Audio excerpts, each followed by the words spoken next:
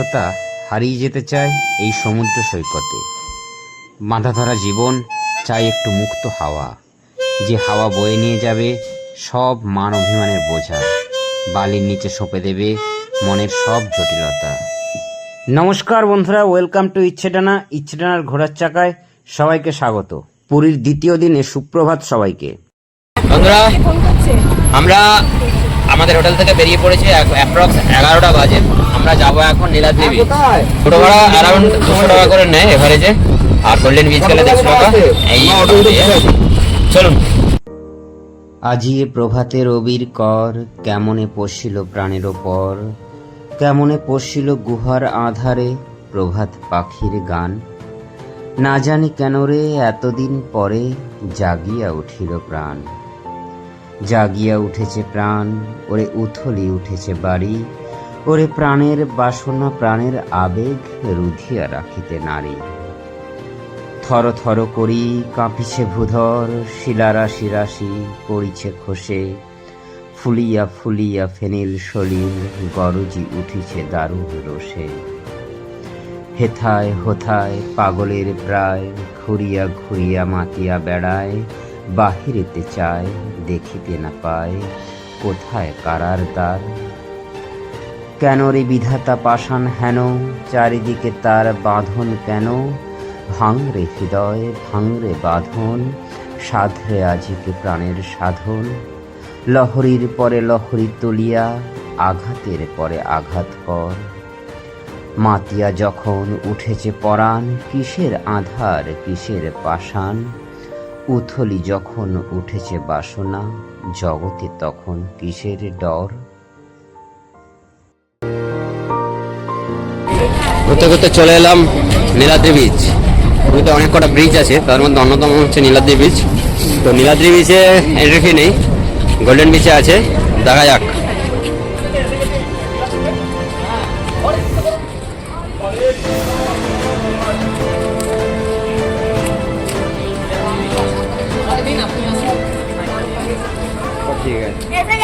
Niladri beach, সুন্দর সুন্দর garden, এই যেন মন জুড়িয়ে যাবে।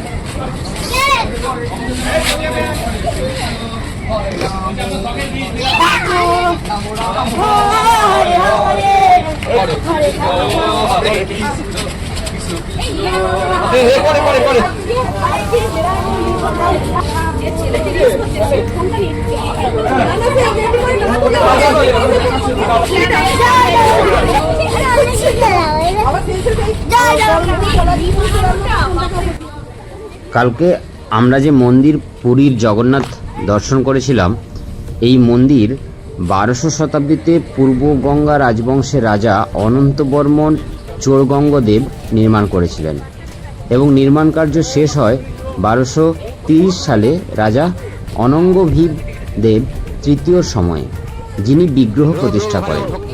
কিংবদন্তি অনুযায়ী জগন্নাথ প্রথমে বনে নীলমাধব রূপে আদিবাসী রাজা বিশ্ব বসুর দ্বারা পূজিত হতেন। প্রাচীনকালের পুরী নাম ছিল পুরুষোত্তম। মন্দিরে জগন্নাথ, বলরাম এবং সুভদ্রা এই 3টি মূর্তি পূজিত হয়। এটি কলিঙ্গ স্থাপত্য রীতিতে নির্মাণ করেছে এবং ভারতের 4 ধামের মধ্যে একটি।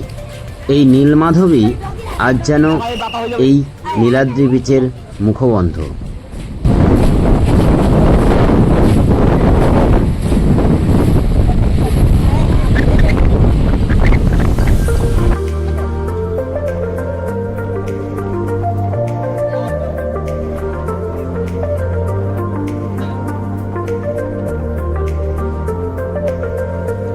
মনে পড়ে যায় বাবার হাত ধরে এই পুরীতে আসার প্রথম দিনগুলো, যখন সদ্য সাঁতার শিখেছি। প্রথম পুরীর সমুদ্র দেখে মনে খুব আনন্দ হয়েছিল।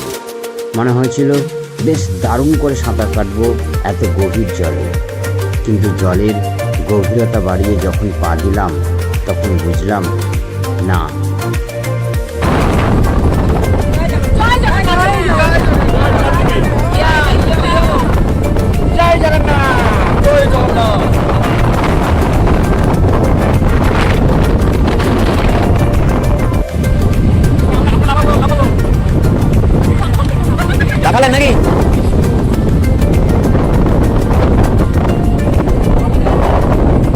সমুদ্রের অন্দরে জলের গভীরে এই স্রোত জীবন উদ্দীপনার স্রোত। বাধাপ্রাপ্ত হয় প্রতিটি বালির কণায়, কিন্তু পরিশ্রান্ত হয়ে স্রোত কখনো থেমে যায় না, আবার নতুন উদ্যমে শুরু করে পথ চলা।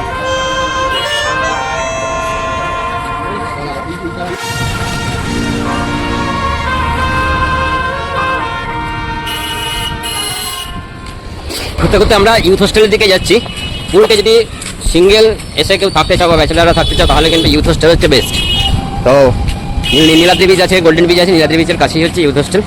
চলুন ইউথ হোস্টেলে গিয়ে একটু কথা বলা যাক, কী ব্যাপার বা কী পরিস্থিতি আপনাদের সঙ্গে ডিসকাস করে নেব। এখন লেখা যাচ্ছে government youth hostel, road Puri. দারুণ স্পেস, দারুণ জায়গা। পার্কিংয়ের জায়গা পেয়ে যাবো বাইক রাখার, এই সেই জায়গা।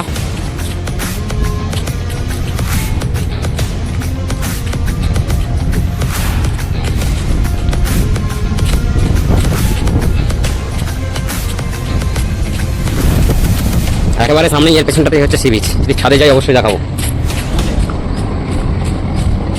এই দেখুন, দেখতে পাচ্ছেন উপরের থেকে সি বিচ, এর থেকে সি ফেসিং রুম পাওয়া চাপ আছে। সেইটা এসি আর দিকটা নন এসি। এর থেকে ইউথ হোস্টেলের ছাদে চলে এসেছি, কারণ ছাদ থেকে সমুদ্র সৈকতটাকে দেখবো। দারুণ জায়গা।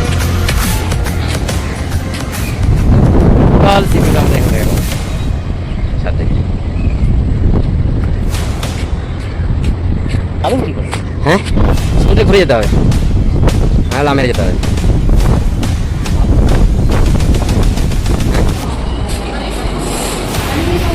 এটা ক্যান্টিন, এখানে আমরা বসে খাওয়া দাওয়া করে নিতে পারবো। এই মোটামুটি আমাদের গেস্ট হাউস দাদা আছেন, তো দাদার সঙ্গে পরিচয় হলো, নাম্বারটা গ্রুপে দিয়ে দেবো। এখান থেকে চেক ইন চেক আউট 8টার সময় চেক আউট, এবং আমরা যদি চাই একবার রুমটাও একটু দেখে আসতে পারি। হ্যাঁ, এই আমরা ব্লু ফ্ল্যাগ বিচ। তো ব্লু ফ্ল্যাগ বিচের জন্য আমরা 20 টাকা করে কাটলাম, পার হেডে 20 টাকা দিয়ে আমরা এখান থেকে এন্ট্রি করে আমাদেরকে যেতে হবে। পুরীর মন্দিরের আর একটা অন্যতম অলৌকিক বৈশিষ্ট্য হলো সায়েন্টিফিকও বটে, যেটা হচ্ছে যে উল্টো দিকে পতাকা ওড়া। মন্দিরের চূড়ায় 214 বা 215 ফুটের উচ্চতায় উড়ন্ত পতাকাটি সবসময় বাতাসের বিপরীত দিকে ওড়ে। তো এই উড়ন্ত পতাকা প্রত্যেক দিন একবার করে চেঞ্জ করা হয়, যে বিকেলবেলার সময় এই পতাকাটি অবশ্যই চেঞ্জ করা হয়। আর একটা ব্যাপার, সেটা হচ্ছে সুদর্শন চক্র। সুদর্শন চক্র সব দিক থেকে সমানভাবে দেখা যায়, সে আমরা পুরীর যে প্রান্ত থেকেই দেখি না কেন। দারুণ জায়গা, দাঁড়াও।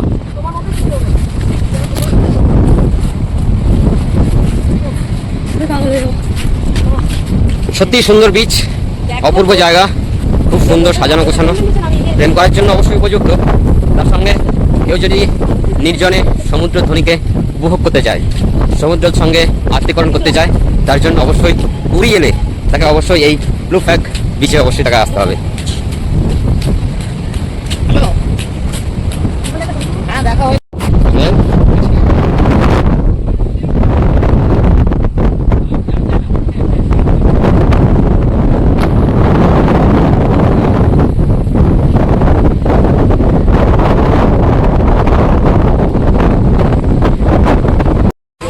বিদায়বেলা বন্ধুরা, আমরা আজকে লিভ করছি।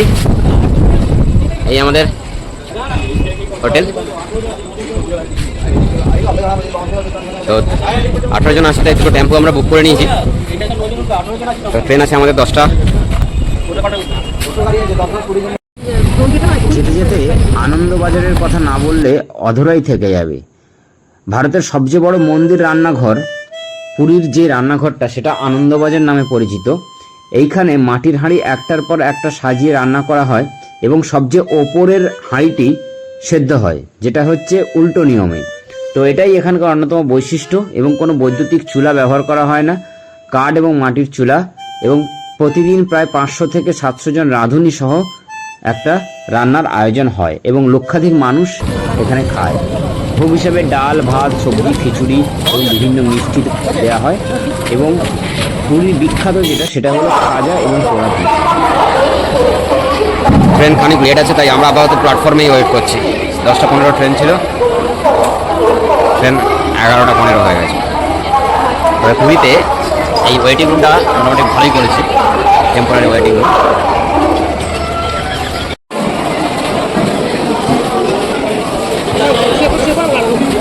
ট্রেন আছে 4 নম্বরে।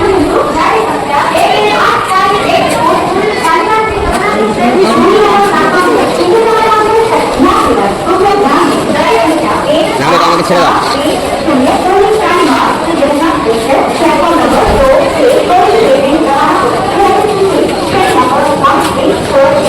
ট্রেনে আসেন।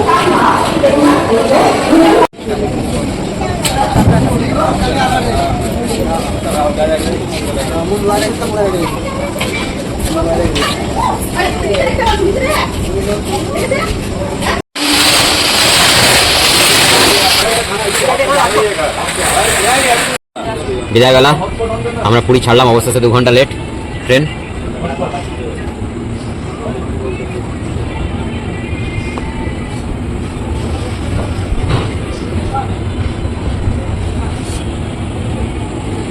জয় জগন্নাথ, অল দ্য বেস্ট। আবার দেখা হচ্ছে নেক্সট ট্রিপে। Bye by.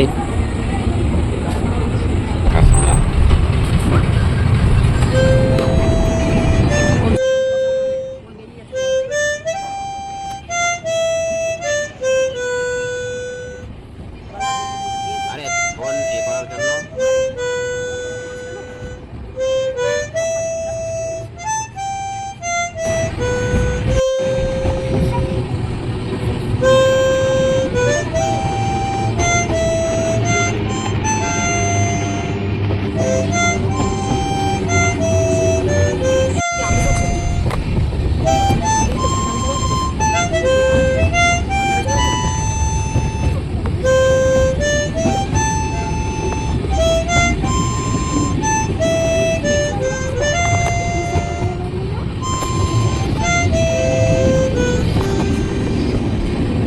অসংখ্য ধন্যবাদ সবাইকে। ভালো লাগলে অবশ্যই ভিডিওটা লাইক করে দিও। বাই বাই, দেখা হচ্ছে নেক্সট ভিডিওতে। টাটা।